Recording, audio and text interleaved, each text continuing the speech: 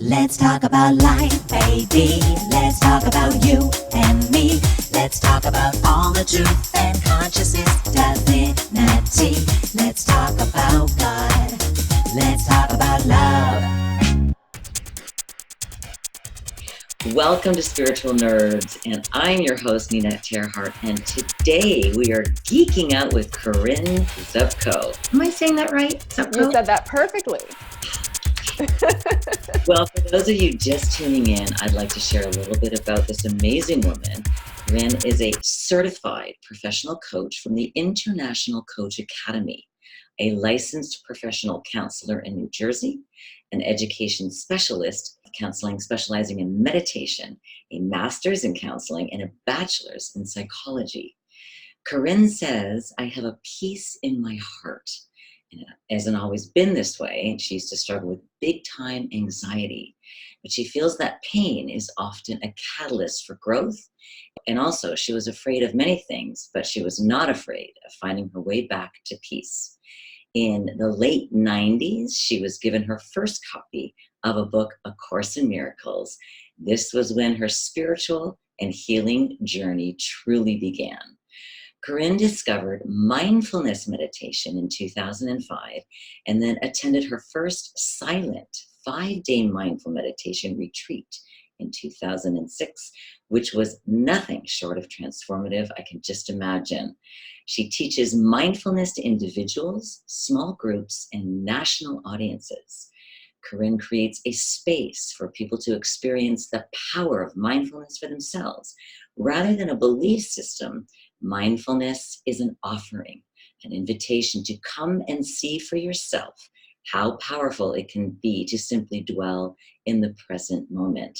And her book, of course, From Anxiety to Love, a radical new approach for letting go of fear and finding lasting peace, is available on Amazon and audible.com, which is where I'm rocking in it. And girlfriend, I just have to say, wow. Oh, thank you so much. Your words mean so much to me. I mean, thanks for being here, and thanks for just having the courage to write this book. And of course, we're going to talk about this fantastic book. I just want to share one thing, and that is, as I'm listening to it, I would have to literally stop and be like, okay, I need to digest, work with these things. And I could feel resistance coming up because I'm like, I don't want to listen to the next chapter. Because so much was really getting uprooted. Mm-hmm. So let's just talk about how this sort of all came about, this fantastic book. Oh, well, again, thank you for your kind words. I wrote the book out of my own healing journey because, as you mentioned, anxiety was something that I have known my entire life. From the age of about 1.5, that was my first diagnosis. I developed panic disorder and generalized anxiety disorder in college. And that was when it was about 1990, early 97, when my mom gave me the book, A Course in Miracles, and it turned my upside down world right side up.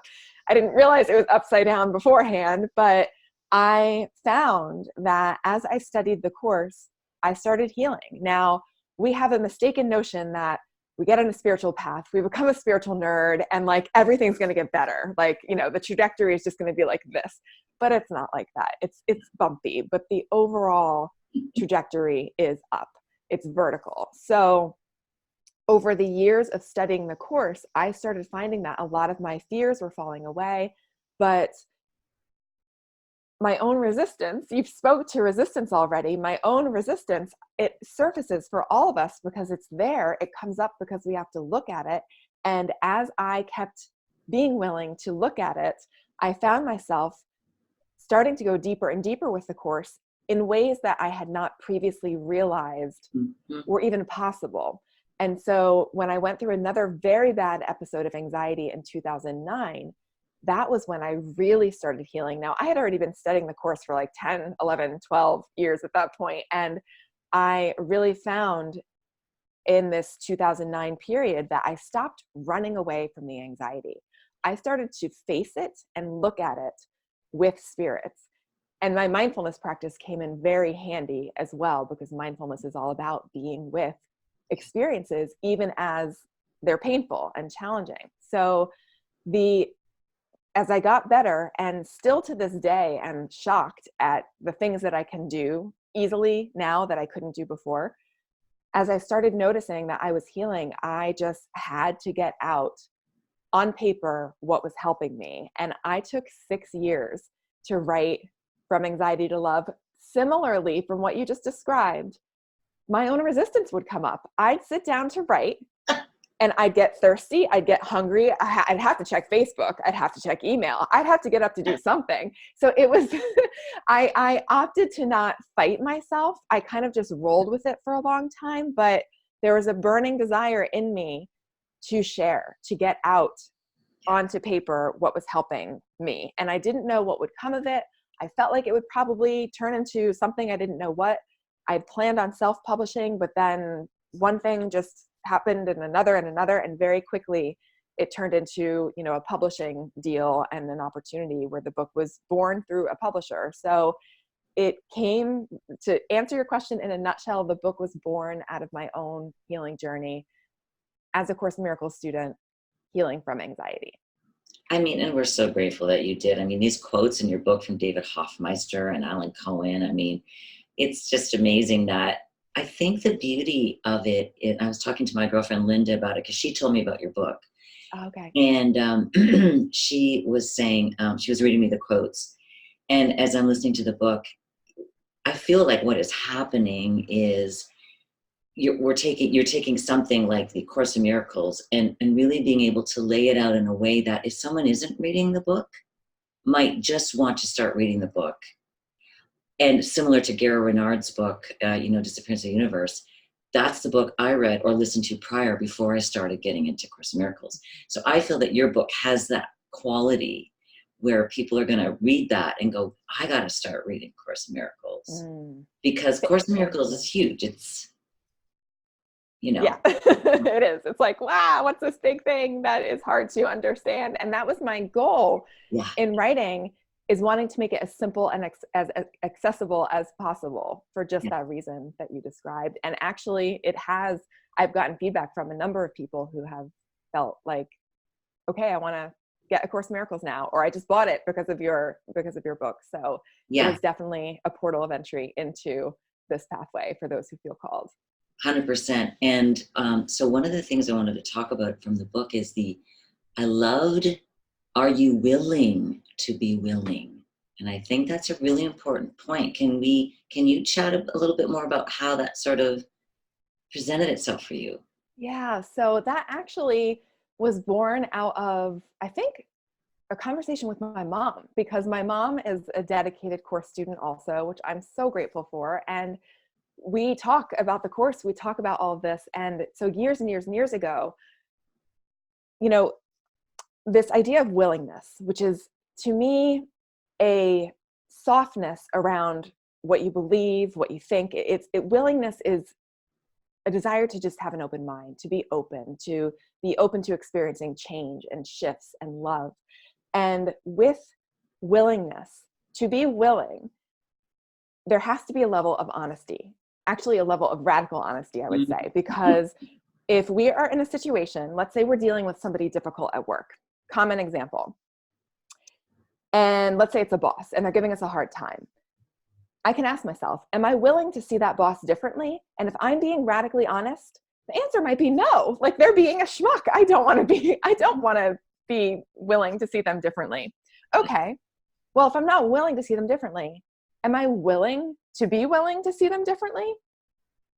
Okay. Yeah, I'm willing to be willing. And if you're not willing to be willing, my mom would always say, take it a step further back. And we'd joke around about being willing to be willing to be willing. So you can go back as many steps as you need to find that tiny bit of willingness, that tiny, tiny speck of willingness, which is all we need to offer over to Spirit to make room for big miracles. We just need that tiny bit of willingness. It doesn't have to be 100% even. It just has to be a little bit. So that trick, am I willing to be willing, or taking it back, however many levels you need to find that willingness to experience a shift, is everything to make the way for miracles. I feel like it really is one of the more powerful, I mean, there's so many powerful moments in your book. And I honestly, I still haven't finished listening to it because I really am taking my time with it. I really want to go through these steps and dismantle. But I think that's a very powerful point in your book, is the willingness to be willing. Because as you said, a lot of people just don't think they are, but they might be willing to be willing. Mm-hmm. That opens up a whole new ball of wax. It sure does. It Really sure does. It opens up a big door. And, the Course talks about in the beginning, Jesus says, oh, it's just a little bit. And then as we get into the manual for teachers, he's like, no, you need an abundance of willingness. And it's so funny, but you find that when you start to be willing, it does turn into wanting to really be willing. And then all of a sudden you realize, I'm just willing to, and I'm okay. Feel really good about that. Absolutely. Absolutely. Yeah. And just So, another piece, if I can just add one more thing, please. Another piece to that too is our willingness to look at our unwillingness. Ooh. So there will be areas where we are unwilling to heal. It's kind of like when that same situation keeps coming up over and over and over, and I'm like, I don't want this anymore. Well, maybe it's a reflection of an unwillingness to heal. There's something in that situation that's serving some benefit, even if the benefit means that it's strengthening my ego sense of self, because we know the ego grows strong in strife. So if I'm hanging on to the conflict, even though it's causing pain, there's perhaps some unwillingness there, and we can use our willingness to look at our unwillingness with spirit. And that is also a big door into change. It truly is. And when you do talk about that in your book, you realize, dang, this is just a giant rabbit hole of, like things that you need to tend to. And then you start to realize in the Course, when it talks about this is really your only purpose to be here, you start to realize it's a full-time job. It really is. You find that, like, when you go through times where you're just like, dude, this is a full-time, this is what I'm here to do, is dismantle. 100%. I love how you just said that. It is a full-time job. It's 100%. I feel 100% all in. I feel that A Course in Miracles has literally become my operating system of how I function in the world. And I wouldn't want it to be any other way, because I can remember when the Course was not in my life compared to how it is now. And it's like night and day. I still think that if I didn't have A Course in Miracles, if it was just a different time and the Course had not yet been birthed yet, I do think I would be highly medicated, not functioning well at all, and would be in pretty rough shape. So I'm just super grateful that we have this. And it is, as you said, it is that ever deepening rabbit hole that we go down. But when we jump down into that rabbit hole, and there's that period of disorientation where it's like, things that I thought are not, and what is this? And it's this relearning process that when we dive down that rabbit hole, what is on the other side is not, this twisted wonderland. It's our freedom. It's our joy. It's our reality. And it's the best thing ever. I love when, so how David Hoffmeister talks about the Matrix and how he loves that as a Course. I do too. Yes. So I rewatched it last night after not seeing it since 1999. And oh my good Lord, when he goes through his purification whole thing after he takes the red pill, I was laughing, Corinne, so hard, because I know what that dismantling feels like. But I was laughing and I thought, what a difference in watching this movie now than when it first came out. Although I did know it was something of a great message there. But of course I hadn't started the Course yet, and I really didn't, couldn't encapsulate that. But what a difference after you have experienced that kind of dismantling, where you can look at something like that and really see the joy in it. I don't know if that's the word, or just the humor in it, where you're like, oh my gosh, it's on the other side now, but when you don't know, that can be pretty scary. Have you gone through these dark nights of the soul? Oh, yes. The biggest dark night of the soul was the night of my first panic attack, when it was that whole period of initial anxiety where I didn't know if I'd ever feel like myself again. I didn't know if I'd ever feel normal. And suddenly, my whole world was turned upside down. But leading up to that, though, I almost had other little dark nights because I remember struggling deeply with questions like, what is this world? Like, what is this? This is weird. Like how can something be born that never was? And then how can something just die? Like that just didn't make sense to me. And there were these questions like this that troubled me, and I couldn't find answers to them. I even brought those types of questions up in therapy when I was first going for therapy after the anxiety started. And my therapist would change the topic because he had no idea, no idea how to go there, or, what kind of help I was looking for. So that's why the course made so much sense to me. But you're absolutely right. The Matrix, I will watch that sometimes, just that beginning part. That's my favorite part of the movie. Like maybe like the first half. I love, the downloads. I often will say to my husband, I wish like everything that happened today and all the insights, I wish I could just download them into your mind rather than having to stretch it out over time and explain everything, which seems to take so long. But I love The Matrix for that reason. It's a really fantastic parallel. Now let's talk about your inner therapist, which I thought was so brilliant because, people today, like I have my therapist, I go to therapy, and a lot of people have a hard time with God, Jesus, Holy Spirit. It's just whatever rings for you. So let's chat about inner therapist. Yeah, this term, inner therapist, the Course says the Holy Spirit is the only true healer. The Holy Spirit is our way into remembering the truth about ourselves. And so recognizing that Holy Spirit is a loaded term for some people. Some people, are turned off by that. Some people don't mind, but it occurred to me that this inner healer that we all have is our number one therapist. And when I kept bringing up those fears that I mentioned, those questions to my earthly therapist, and he kept changing the topic, I knew our time at that point was done. Yeah. And at this point, then I needed to get to work with my inner therapist, Holy Spirit, on a regular full-time basis, daily basis, showing up for therapy with my inner therapist, which means every single day I spend time reading, I spend time meditating, I might spend time journaling. Even now, if I'm not, spending time reading or journaling, there's always time in the day where I rest in that love, in connection with my inner therapist. So that's a term I think that's not loaded for people, and it feels like it makes sense because I feel like we can all resonate with that inner healer, and recognizing that there's part of us that knows. There's part of us that knows the truth and knows the love that we are. We've forgotten that part. We don't always listen to that part, but it's there. And so let it be something that we become willing to cultivate, because it is a relationship that we can develop with our inner therapist, who's always here waiting for us simply to pay attention and turn toward it.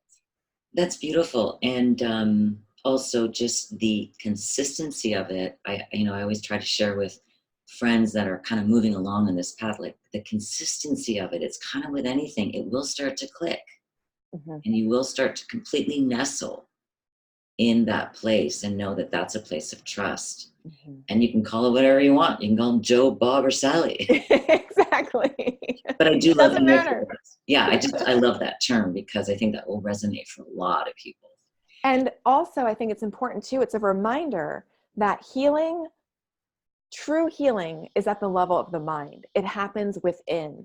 And so we can certainly, I very much believe that spirit can speak through other people, spirit can speak through our earthly therapists, but it's a reminder with the term inner therapist that this healing work, the healing truly happens from within. It happens at the level of the mind. So we're not going to find it outside of ourselves. Yeah, no doubt. That's true that, sister.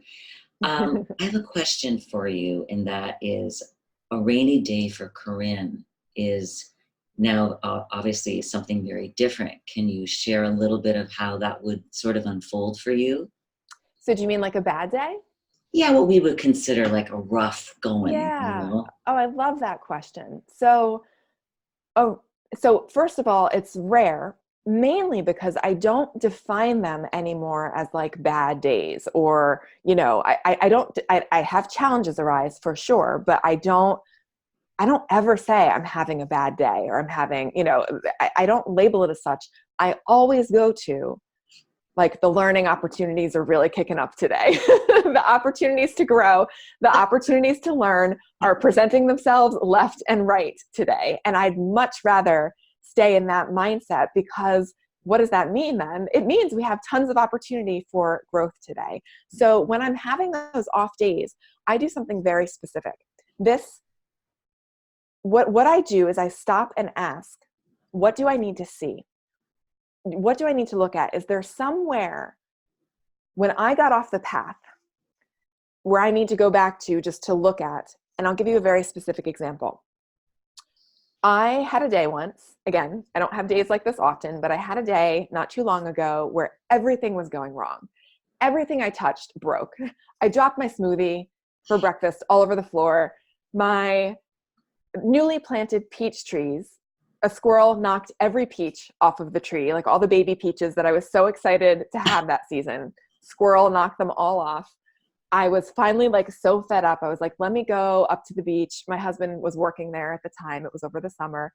As I was driving there, I called him and he's like, oh, I'm on my way home. I got out early. And so we're like, doing this on the road. So everything was out of sync. And I stopped and I said, okay, this is very different than how I usually feel. What do I need to look at? I'm willing to look. I'm totally willing to look. And I'm constantly willing to look at my own stuff, my own ego stuff, my own judgments, whatever it may be.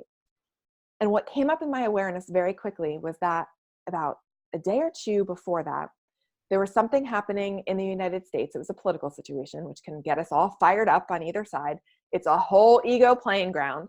And I judged another group who saw things differently than I did. I judged them, and I judged them harshly. And it was a group of people that I actually knew.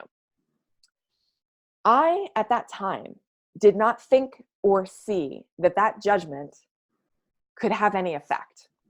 But what it did was solidify my belief, my ego belief that I'm a body. It solidified the belief in my mind that they're bodies as well, that there is a gap between us, that there's separation between us. And as I realized this and recognized what this judgment brought, I immediately stopped and I said, wow, like, Spirit, take this. I see that I judged. I went to that page 90 prayer in the Foundation for Inner Peace edition, which says, I must have decided wrongly because I'm not at peace. And I went through all those lines of that prayer. And guess what happened? Guess what? My day started coming back into, because that prayer on page 90 prayer, it says, the Holy Spirit will undo all the consequences of my wrong decision if I will let him. And I choose to let him by allowing the Holy Spirit to decide for God for me, because I don't know how to decide for God, but the Holy Spirit in me, my inner therapist, knows. So as I went through that process, and then I did I remember doing a power walk because I just needed to also get rid of this excess energy. Things went back to peace. The feeling of flow returned, and that out of sync day fell away. So those challenging days, the point being that my rainy days, I see them as opportunities for growth, and I'm willing to look deeply. What can I learn from this? What do I need to see? What do I need to look at and take responsibility for? And so it's almost as if I have trained myself that when those rainy days come, when those difficult situations come, I fully expect that there's going to be a radical shift that comes out of it. There's going to be a miracle. There's going to be love. And that is what the difficulty is hiding. That's what the rainy day, the difficult experience is masking, is the love and the miracle that's just beyond it. So I expect what will come through the difficulty is that miracle. Wow, I love that. And thank you for sharing that, because that's a big, a friend of mine used to always say, the ego puts the biggest guards at the biggest pot of gold to, Yes. guard that. And I agree with you that we don't realize that there's other things that we're emitting out there that are going to have a cause and effect on a different level. Mm-hmm. And so it does take a lot of courage to look at that, even if it's something where you're like, really? Wow, okay, I have to look at that. Mhm. Everything, like no stone unturned. Right. Really what Exactly. happens, doesn't it? It is. I always joke around that A Course in Miracles cuts us no slack whatsoever. Like There's no compromise. every stone, you said it. Every single stone gets turned over for us to look at what's underneath. All of it. So, Corinne, as we finish up here, what would you share with someone that is listening and they're just starting to get into this unfolding internally? Is there anything that you would share with them that might ring their bell for them? Absolutely.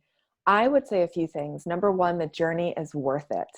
It's absolutely worth it. The miracles, the love, and the joy that is coming is guaranteed because it's who we are. I would tell people that my favorite line from the book is a line that my stepdad said to me when I was knocked out with anxiety on his couch at my mom's house. He looked at me and he looked straight past the picture of sorry ass Corinne. Sorry, I don't know if I can say certain words as we're recording, but he looked at this pile of his stepdaughter on the couch who was like in panic. He looked deep into my eyes and said, "The light in you is too bright to fail." And so I say that to everybody as well, that the light in you is too bright to fail. We're all on this pathway together. We're doing this work to help one another. This isn't just what I do is not just for me, but any gain that I make is for all. And everybody who is choosing to be on a path like this, do this type of work, they're all helping me. So we're helping each other. We're in this together. And I would also encourage people to always remember your willingness, because that's where all of this comes out of. It's always that willingness. Beautiful, Corinne. And they can get a hold of you at FromAnxietyToLove.com. Yes. FromAnxietyToLove.com. That's it. And do you do private sessions? I don't, but I do have some group programs coming out in 2020. So we'll be doing a From Anxiety to Love masterclass, which is going to be a lot of fun. Oh, that's awesome. That'll be online. Yes. Okay. Wonderful. Well, I want to thank you. Too short, but I'll have you on to 2020 because there's just so much to talk about. There's so much. And I'm sure you're going to have another book out. I just have a feeling. It's that same kind of feeling. Something's like, I've just conceived. Like I talk about it being like a birth. So it's in the early stages, but there will be another one. I can feel it. Well, that's fantastic. So again, Corinne, I want to thank you so much. And thank you. We will be talking to you very soon. Thank you so much for having me. Such an honor. I love what you're doing. Oh, thanks, honey. We'll see you soon. Okay. Bye-bye. Bye. Well, I want to thank Corinne so much for this interview. Her book rocks. I highly recommend that you pick it up. From Anxiety to Love. It's fantastic. And again, I look forward to the next time when we be geeking out with you. Let's talk about life, baby. Let's talk about you and me. Let's talk about all the truth and consciousness. Divinity.